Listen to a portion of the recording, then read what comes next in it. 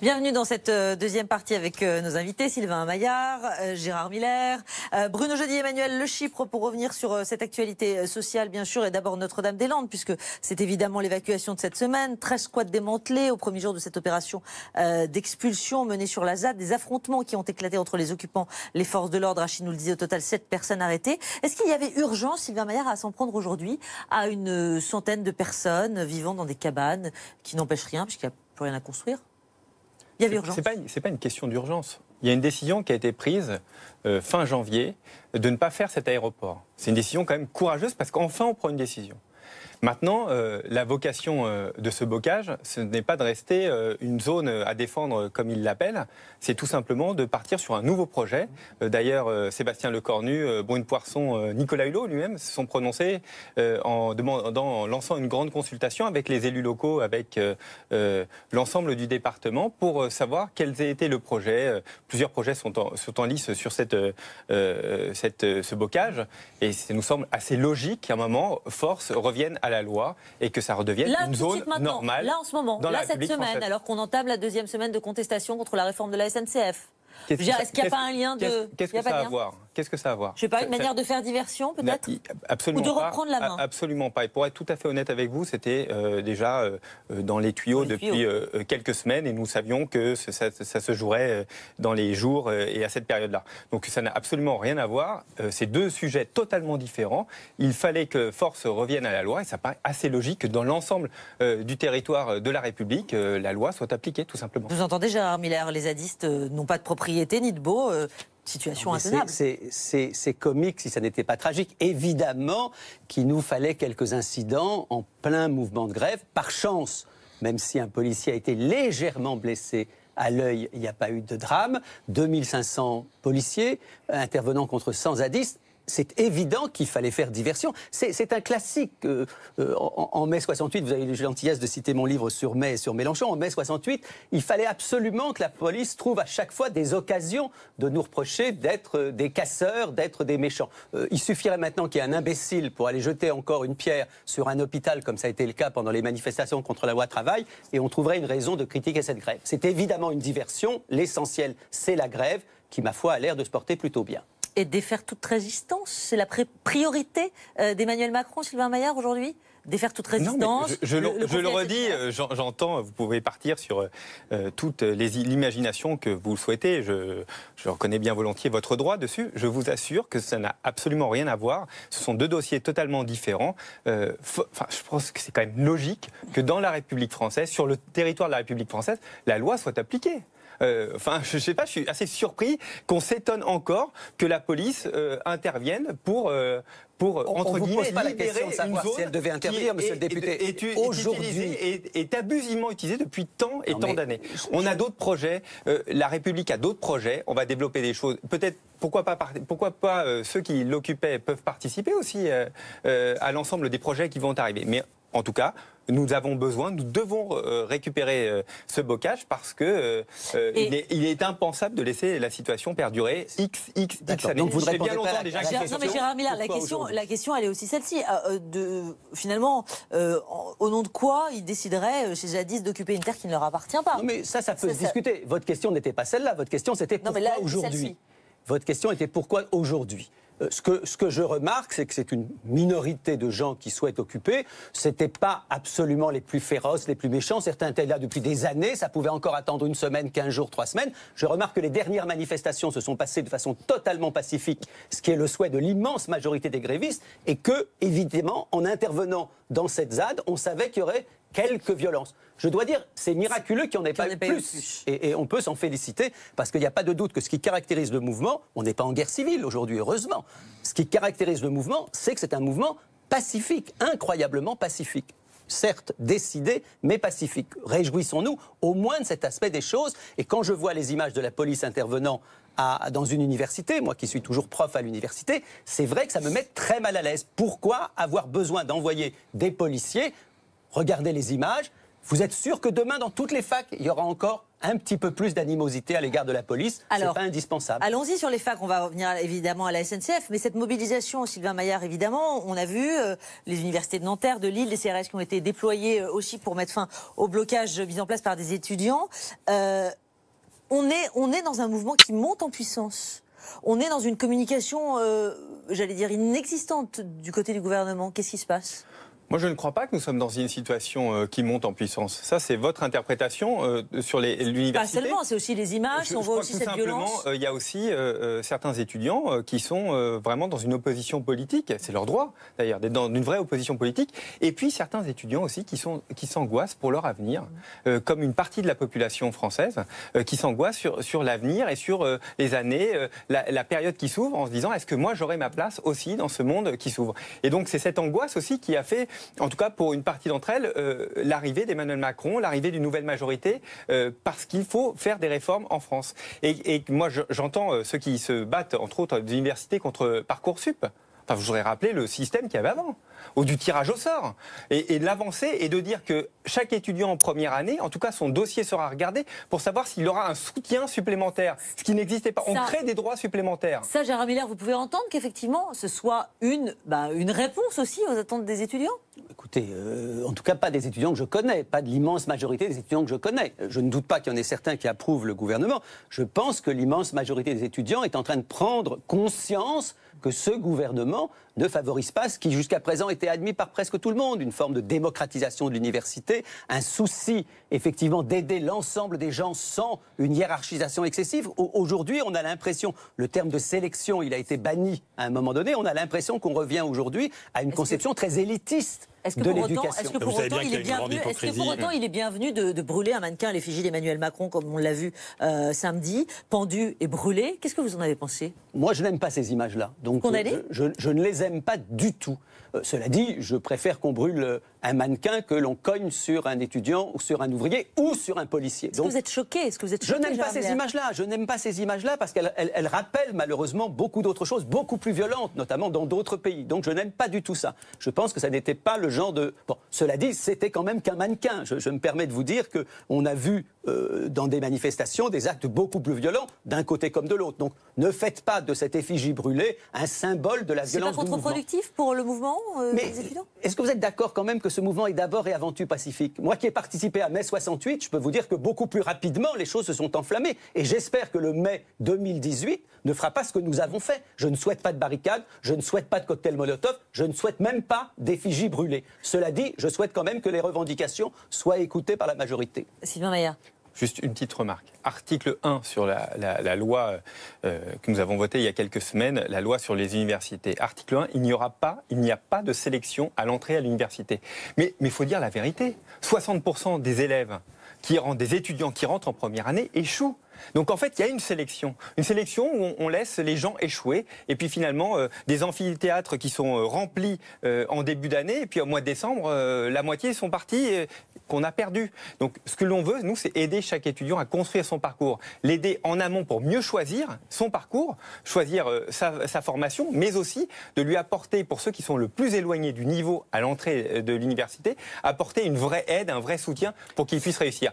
Vraiment, je m'insurge contre l'idée qu'il y a une sélection à l'université. Mais la réalité, c'est que la sélection, elle va être encore plus forte, parce qu'elle va se faire sur les dossiers. C'est les profs qui vont sélectionner. Donc, je vois pas pourquoi vous avez autant peur de la sélection. On interdira aucunement à chacun des étudiants de... Non, mais vraiment, il faut sortir de cette idée. Il faut sortir de cette idée. Mais on a besoin d'un accompagnement. Chaque étudiant peut réussir à l'université, heureusement. Mais il lui faut un accompagnement. Pour certains, sont plus éloignés de la réussite. Vous savez, moi, j'ai fait une première année, il y a quelques années, à l'université. Moi, j'ai échoué en première année. Pourtant, j'ai fait d'autres études, je pense, pour une partie est plutôt réussie. Et j'ai échoué en première année parce que j'étais éloigné du niveau et j'étais laissé presque à l'abandon. Chacun devait se débrouiller à l'université. C'est le cas pour la plupart des étudiants à l'heure actuelle. On va leur apporter un vrai soutien. C'est ça, l'hypocrisie, c'est avant de dire tout est ouvert, chacun peut réussir. Ce n'est pas vrai. Vous avez ce qui est le plus, je vais dire, détestable dans la politique actuelle. C'est pas les théories que vous défendez, pourquoi pas. C'est le fait, je ne sais pas si c'est ça que vous vouliez dire, c'est le fait qu'à chaque fois, vous n'appelez pas un chat un chat. Vous n'appelez pas privatisation, ce qui se passe à la SNCF. Vous n'appelez pas sélection. Aujourd'hui, c'est une privatisation larvée. C'est une privatisation larvée. C'est dans plusieurs étapes. Écoutez, je veux bien vous donner simplement comme exemple. Vous m'expliquez que c'est simplement l'ouverture à la concurrence. Déjà, moi, je ne suis pas pour l'ouverture à la concurrence de la SNCF. Je suis, comme beaucoup de citoyens français, mis devant le fait accompli. À partir du moment où vous faites rentrer dans la SNCF des entreprises qui n'ont qu'un seul objectif, c'est le profit, la SNCF va être elle-même obligée, la SNCF. Mais 100% des capitaux sont publics et resteront publics, accessibles. Mais non, mais même au-delà de ça, tous les concurrents qui vont concourir avec la SNCF sont des entreprises publiques. Il n'y a pas d'entreprise privée aujourd'hui. Transdev, c'est public. La RATP, c'est public. Et la Deutsche Bahn, c'est public. Tous les concurrents sont publics. Vous avez remarqué que la SNCF, actuellement, moi je défends la SNCF, mais je suis, chaque fois que je prends un billet de train, horrifié parce que c'est qu'aujourd'hui, prendre un billet de train, je ne comprends jamais combien on me fait payer.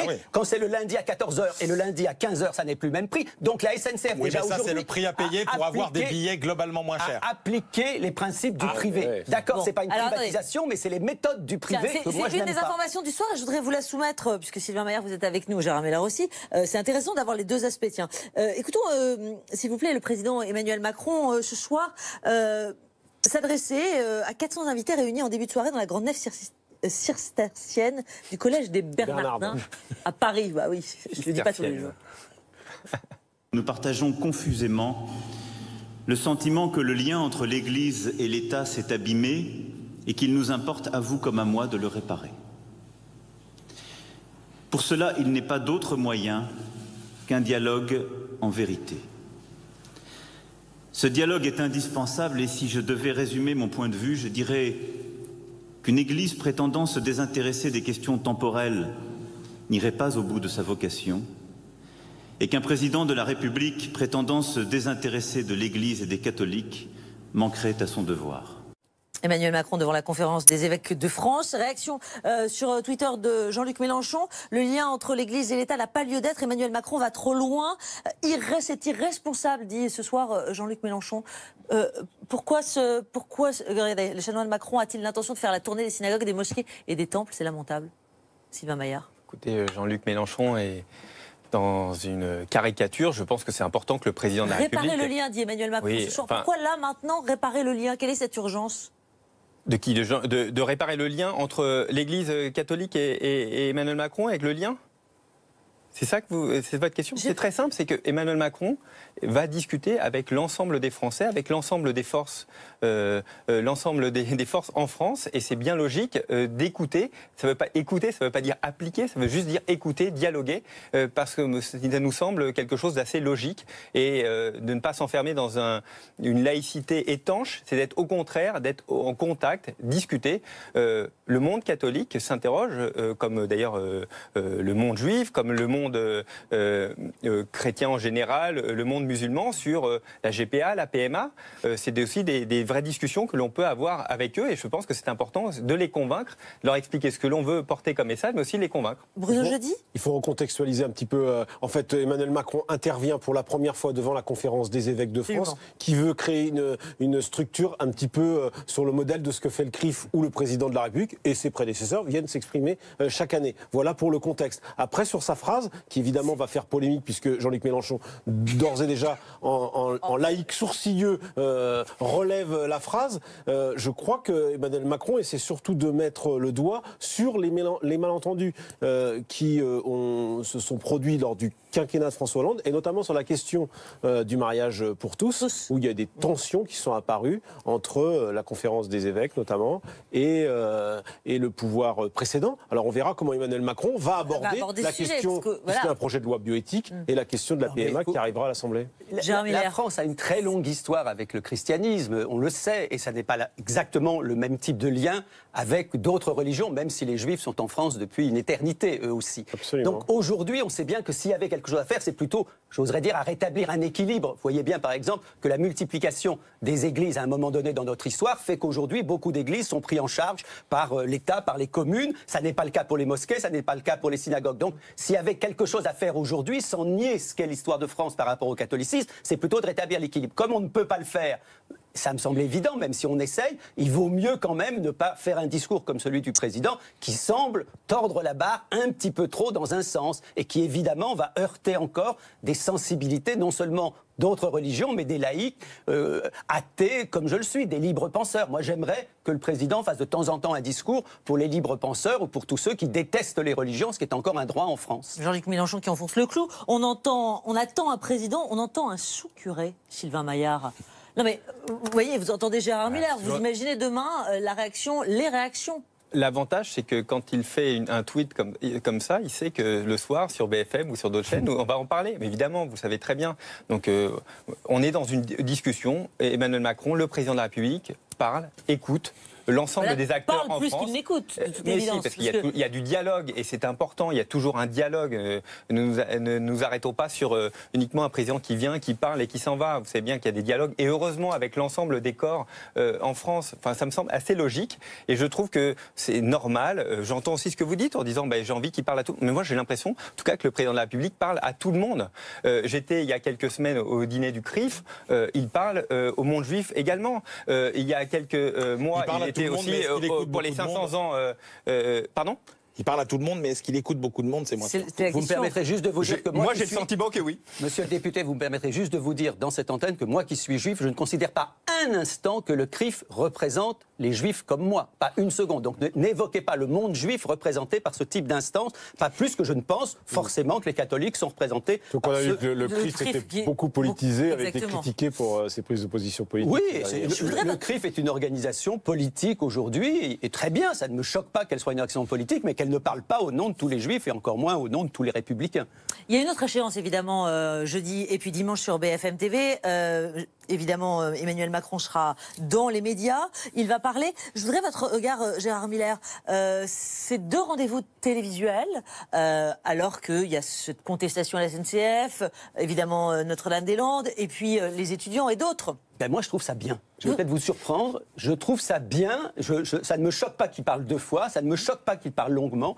Je trouve plutôt bien de mettre Mediapart dans le jeu, parce que je considère que Mediapart contribue à la démocratie, contribue à la liberté de la presse. Donc je ne serai peut-être pas et vraisemblablement pas d'accord avec ce qu'il va dire, peut-être avec une partie, j'en sais rien, mais je trouve bien effectivement qu'il s'exprime. Moi, ce qui me gênait beaucoup jusqu'à présent, c'est au contraire son silence, le fait qu'il laisse aller au devant de la scène uniquement le Premier ministre. Je trouve ça indispensable. C'est peut-être pour ça qu'il parle finalement d'ailleurs. Parce qu'on a bien vu que ces dernières semaines, au fond, d'abord dans le pouvoir Macron, c'est surtout la parole de Macron qui compte. Et le fait qu'on a beaucoup entendu la ministre Elisabeth Borne, on a aussi pas mal entendu Édouard Philippe. Et au fond... il a fait l'erreur du short. Il a fait la grande erreur du short, c'est-à-dire que si vous me demandiez ce que je pense de son erreur de communication, c'est au moment où ces grèves commencent et où ça veut dire que des centaines de milliers de personnes vont avoir du mal, non seulement les usagers, mais aussi les grévistes, dont on ne dit pas à quel point c'est dur de faire une grève, de voir notre président en short aller faire du tennis, ce qui n'est pas honteux, mais à ce moment-là, c'est un message qu'il envoyait du genre allez vous faire voir. Il ne pouvait pas se contenter du ne vous inquiétez pas du week-end de Pâques, il devait prendre la parole. C'est quand même une prise de risque de le faire aussi vite, parce que peut-être que le fusil Premier ministre n'est peut-être pas complètement usé dans cette affaire. C'est ça la différence, c'est que le président parle. Mais alors justement, qu'est-ce que ça veut dire que le président parle là, 3 jours d'intervalle, jeudi, dimanche, avec des interlocuteurs, des intervieweurs très différents? Voilà. Exactement. C'est le signe de quoi? D'abord, c'est le signe de quoi, je vais peut-être vous surprendre, je vais être d'accord avec Gérard Miller. Non, qu'on soit assez clair et assez simple sur des idées. Il faut que le président de la République puisse parler à différentes franges de la population française. On sait que maintenant, c'est compliqué d'adresser, de parler à chacun d'entre nous, si ce n'est sur un très grand média, mais vous touchez toujours les mêmes personnes et de plus en plus, on s'en est rendu compte pendant la campagne, d'autant plus campagne présidentielle, c'est important aussi d'aller parler à l'ensemble des publics et les publics sont de plus en plus morcelés. C'est surtout ça, sur le terrain politique, il sait très bien qu'il a perdu j'allais dire, ses électeurs les plus populaires. Il faut aujourd'hui les rattraper. Non, c'est pas une question de rattraper, c'est d'aller parler, d'expliquer, rappeler le cap. Pourquoi nous faisons des réformes? On ne fait pas des réformes pour se faire plaisir. On fait des réformes parce que la France a besoin de réformes et que nous avons été élus. Il a été élu pour accomplir ces réformes. On change de stratégie. Alors la parole présidentielle, elle était censée être rare. Mais la parole présidentielle est plutôt rare. D'ailleurs, puisqu'on en parle, c'est parce que finalement, elle est assez rare. Mais donc, et par rapport au quinquennat précédent, elle est beaucoup plus rare. C'est parce qu'elle fait au lac, elle est plus rare et du coup, elle est plus forte. Et donc, pour nous, ce qui est important, c'est qu'il puisse parler au plus grand nombre, mais au plus grand nombre qui sont, je dirais, ceux qui vont vous écouter, qui seront sur BFM, ne sont pas forcément les gens qui écoutent. Il est surtout méticuleux. Il a bien segmenté. Il est méticuleux, il a bien ciblé qui il voulait, le trésor de TF1 pour les plus anciens, les ruraux, et puis BFM avec... C'est bien segmenté. Et puis, il avait fait une promesse de campagne de revenir tous les ans, il le fait. Merci beaucoup à tous les deux, Sylvain Maillard, merci Gérard Miller, Mélenchon, mais oui, 1968-2018 au seuil, merci. Emmanuel Le Chypre et Bruno Jeudi, grand angle à suivre. Merci.